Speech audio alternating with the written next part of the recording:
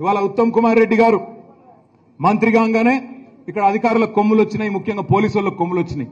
కొమ్ములు వచ్చి ఇవాళ మా వాళ్ళని తీసుకొని పోయి బలవంతంగా ఎస్సీ ఎస్టీ కేసులు పెట్టడం, ఇష్టం వచ్చినట్టు ఉత్తమ్ కుమార్ రెడ్డి గారి ఇంట్లో గుమాస్తాలాగా, ఇంట్లో బంట్రోతులాగా పోలీసు వాళ్ళు పూర్తి స్థాయిలో ఆయనకు దాసులై పనిచేస్తా ఉన్నారు. వాళ్ళకు కూడా నేను ఒకటే విజ్ఞప్తి చేస్తా ఉన్నా పోలీసు వాళ్ళకి, అయ్యా ఈ ప్రభుత్వం శాశ్వతం కాదు, ప్రభుత్వాలు శాశ్వతం కాదు. మొన్న 10 ఏళ్లు మేమున్నాం, ఇవాళ వాళ్ళున్నారు, రేపు మళ్ళీ తప్పకుండా మా టైం వస్తుంది. వచ్చినాక ఒక్కొక్కడికి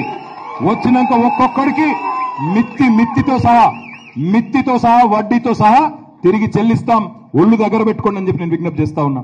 ఎందుకంటే ఇక్కడ ఉన్న వాళ్ళల్లో పెద్ద పెద్ద ఉత్తమ్ కుమార్ రెడ్డి లాగా 6 అడుగుల మనుషులు లేకపోవచ్చు, కానీ గుండె నిండా ధైర్యం ఉన్న వాళ్ళు ఉన్నారు. పోయింది అధికారమే తప్ప, పోయింది అధికారమే, పోరాడే దమ్ము కాదు.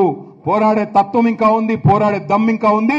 తప్పకుండా ఉత్తమ్ కుమార్ రెడ్డి అయినా ఇంకెవరైనా వాళ్ళని తప్పకుండా ఎదుర్కొంటాం. ఇవాళ ఉత్తమ్ కుమార్ రెడ్డి గారు మంత్రి కాగానే ఇక్కడ అధికారులకు కొమ్ములు వచ్చినాయి, ముఖ్యంగా పోలీసు వాళ్ళకు కొమ్ములు వచ్చినాయి.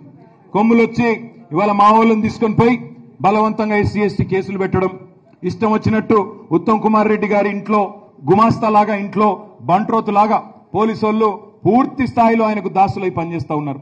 వాళ్ళకు కూడా నేను ఒకటే విజ్ఞప్తి చేస్తా ఉన్నా పోలీసు వాళ్ళకి, అయ్యా ఈ ప్రభుత్వం శాశ్వతం కాదు, ప్రభుత్వాలు శాశ్వతం కాదు. మొన్న 10 ఏళ్లు మేమున్నాం, ఇవాళ వాళ్ళున్నారు, రేపు మళ్ళీ తప్పకుండా మా టైం వస్తుంది. వచ్చినాక ఒక్కొక్కడికి మిత్తితో సహా వడ్డీతో సహా తిరిగి చెల్లిస్తాం. ఒళ్ళు దగ్గర పెట్టుకోండి అని చెప్పి నేను విజ్ఞప్తి చేస్తా ఉన్నా.